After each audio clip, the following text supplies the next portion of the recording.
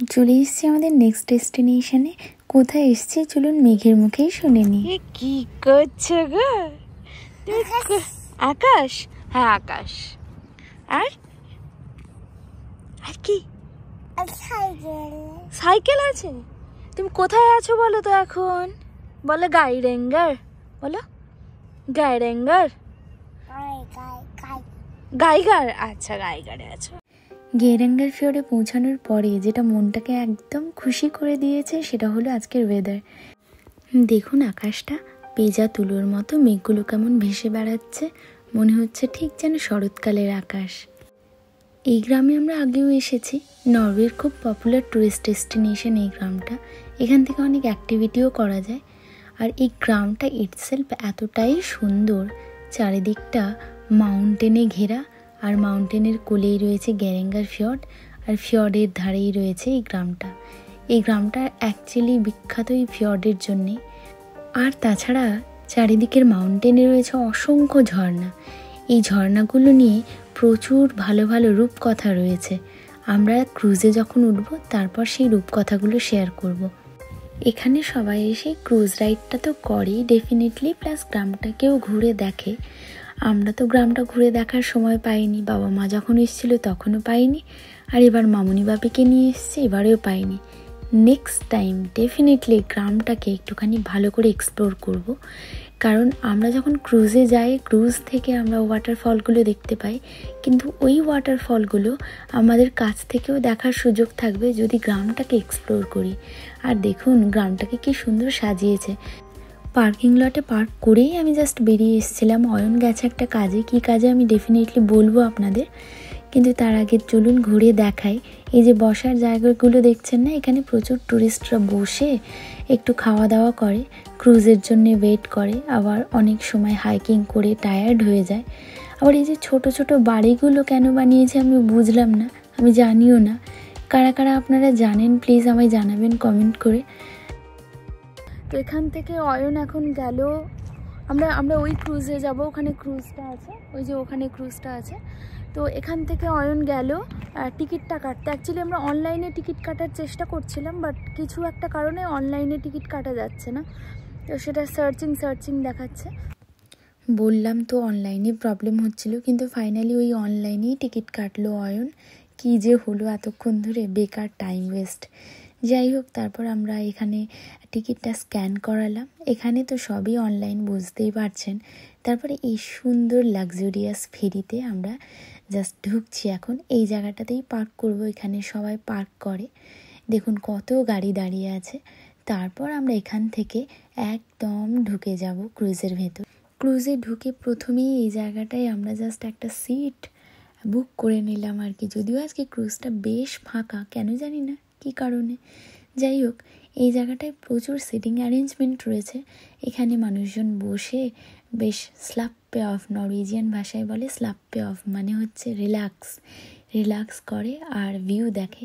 ভিউটা তো মারাত্মক সুন্দর, once in your lifetime এটা। তো তারপর এই জায়গাটায় রয়েছে একটা ক্যান্টিন, ছোট্ট ক্যান্টিন, বিশাল কিছু খাবারের সম্ভার নেই, টুকটাক বেকারি আইটেম রয়েছে। আর এই যে বেরিয়েই যেটা, সেটা হচ্ছে যখন আইস এজ ছিল, হিমবাহের যুগে, হিমবাহ তো চলমান, তো হিমবাহ যখন চলতে শুরু করে, তো ধীরে ধীরে হিমবাহের গতিশীল হতে হতে যখন কোনো উইক জায়গা পায়, তখন পুরো স্নো, মানে পুরো যে বরফের চাই পুরো নিচের দিকে নেমে আসে। আর তার জন্য কি হয়, উঁচু উঁচু পাহাড়ের মধ্যে নিচের দিকটা অনেক গভীর খাদের তৈরি হয়, এবং সেই খাদে বহু বছরের পর জমে থাকা সেই বরফগুলো গলে তৈরি করে এই ফিয়র্ডগুলো। তাই ফিয়র্ডটা দেখলেই বুঝতে পারবেন চারিদিকটা পাহাড়, আর নিচে গভীর খাদ। পাহাড়গুলো বা পর্বতগুলো যতটাই উঁচু হয় ঠিক ততটাই গভীর হয় খাদগুলো। তো ভাইকিংরা এই জায়গাগুলোতে অ্যাকচুয়ালি গারেঙ্গার ফিয়র্ড বহু বছর আগে, যেটা ছিল ব্রোঞ্জের যুগ থেকে মানুষ এখানে থাকতে শুরু করে। তো ভাইকিং বলতে এখানে বেসিক্যালি মানুষ জীবিকা নির্বাহ করতো রেইনডিয়ার শিকার করে, তারপর ধীরে ধীরে মাছ। এই 1 ঘন্টার ক্রুজ জার্নিতে রয়েছে বহু চমক, সুন্দর সুন্দর ওয়াটারফল, দারুণ ল্যান্ডস্কেপ, আর সাথে শুনছিলাম আমরা সুন্দর সুন্দর রূপকথাও। একটা আপনাদের সাথে শেয়ার করছি। ক্রুজে যেতে যেতে যে 7 সিস্টার্স ওয়াটারফল আর অপোজিটে সুইটার ওয়াটারফল দেখতে পাবো, তাদের নিয়েই এই প্রেমের রূপকথা। গেরেঙ্গার ফিয়র্ডের কোলের ছোট্ট একটি গ্রামে বাস করত 7 সুন্দরী বোন। তারা ছিল যেমন সুন্দরী তেমনি সাহসী, আবার তেমনি স্বাধীনচেতা। তাদের দৃঢ় প্রতিজ্ঞা ছিল তারা কখনো বিয়ে করবে না, 7 বোন এইভাবে মজায় একসাথে সব সময় থাকবে। এদিকে তাদের রূপের জাদুতে মুগ্ধ হয়ে বহু পুরুষ তাদের প্রেমের প্রস্তাব দেয়, বিয়ের প্রস্তাব দেয়, কিন্তু 7 বোন তাতে নারাজ, তাদের প্রতিজ্ঞায় অনড়। এদিকে সুইটার নামের একটি ধনী এবং সাহসী ছেলে অন্য গ্রাম থেকে ওই গ্রামে আসে ওই বোনেদের বিয়ে করার জন্যে।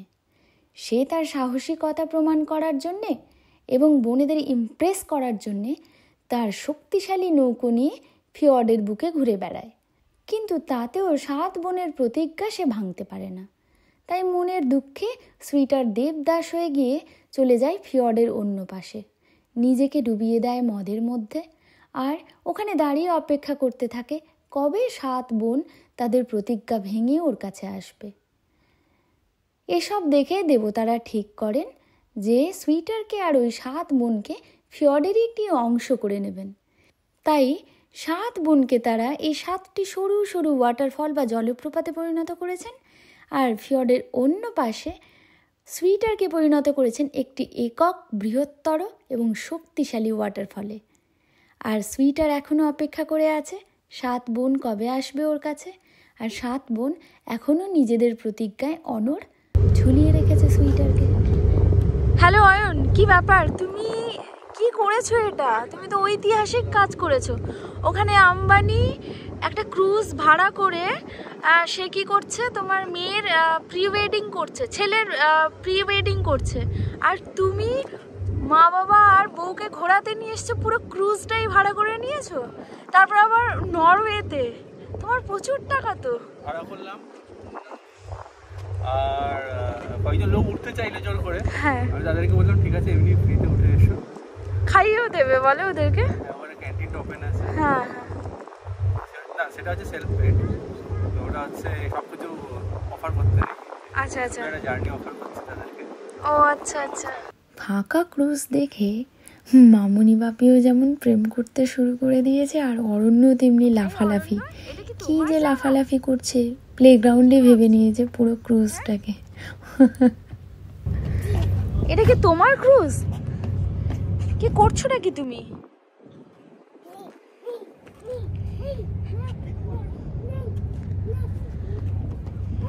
মামুনি বাপিকে বললাম যে এখনো ক্রুজ ছাড়েনি, মানে সবে শুরু হচ্ছে আর কি, তাই ওরা যেন দাঁড়িয়ে ছবি তুলে নেয়, কারণ ক্রুজ ছাড়লে মামুনি একটুখানি সমস্যা হয়ে যাবে। তাই এবার গিয়ে যে যার সিটে বসে পড়ো, ছবি তোলা হয়ে গেছে অনেক। পাহাড় দিয়ে ঘেরা, ভালো লাগছে, আর সমুদ্রের ওপরে এরকম চলা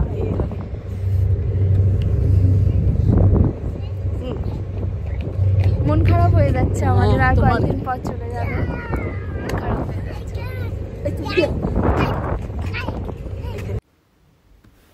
ভিউটা কিছুক্ষণ এনজয় করেই আমরা চলে এসেছিলাম ভেতরে। মামুনি বাপি বললো যে ওরা ভেতরের থেকেই এবার ভিউটা এনজয় করবে। অ্যাকচুয়ালি ক্রুজের যে ভাইব ওটাও তো একটা এনজয় করার মতো না, তো তাই ওরা ভেতরে চলে এসেছিলো। আর এদিকে মেঘ যা কাণ্ড করেছে না, কি আর বলবো, পুরো মান সম্মান চলে গেছে, যা তা অবস্থা।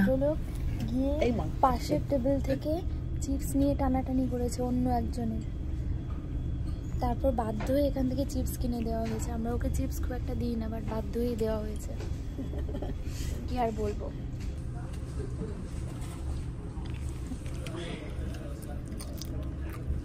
শোনো, পুরো চিপসটাকে ঢেলেছে, তারপর কি করছে বলো তো, এক ফোঁটাও রাখেনি প্যাকেটের মধ্যে, যদি কেউ নিয়ে নেয় আদি এরকম হেলান দিয়ে দিয়ে খাচ্ছে। খেয়ে নাও। এরপর আমরা ক্যান্টিন থেকে টুকটাক কিছু খাবার দাবার নিয়ে একটু এনজয় করি ভিউটা। আর আমাদের এই ক্রুজের টাইম ছিল 1 ঘন্টা। আমরা যেহেতু লাস্ট ক্রুজ নিয়েছি তাই 1 ঘন্টাই টাইম ছিল।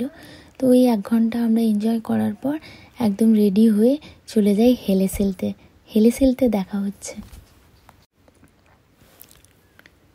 ক্রুজ থেকে নামলেই যে গ্রামটা পড়ে সেটা হচ্ছে হেলেসেল্ট। আর এই হেলেসেল্ট গ্রামের প্রধান আকর্ষণ হচ্ছে এই ওয়াটারফলটা। অসাধারণ সুন্দর ওয়াটারফল, খুব কাছে যাওয়া যায়। আগেরবার বাবা যখন এসেছিল, বাবা মায়ের সাথে আমি একদম কাছে গেছিলাম, কিন্তু এবার যেটা হয়েছে, এবার নামতেই প্রচণ্ড বৃষ্টি। সেই বৃষ্টিতে আমরা আর কাছে যাওয়ার সাহসটুকু পাইনি। বাট মামুনি বাপির কয়েকটা ছবি তোলার ছিল, আর আমি প্রচুর মামুনি বাপির ছবি তুলে দিয়েছি, দারুণ দারুণ ছবিও এসছে। এনিওয়েজ, আমরা কিছুক্ষণ ওয়াটারফলটা এনজয় করি বেরিয়ে পড়ি আবার আমাদের হিত্তা বা কী বলবো এয়ারবিএনবির দিকে। তো এই ছিল ভিউ। আবার দেখুন কি সুন্দর ওয়েদার হয়ে গেল, দারুণ সুন্দর। মানে আজকে যেমন ওয়েদারটা একদম লুকোচুরি খেলছিল আর কি। এখন এয়ারবিএনবিতে পৌঁছালাম। তো আজকের দিনটা এইটুকুই থাক, কালকে দেখা হচ্ছে, টাটা।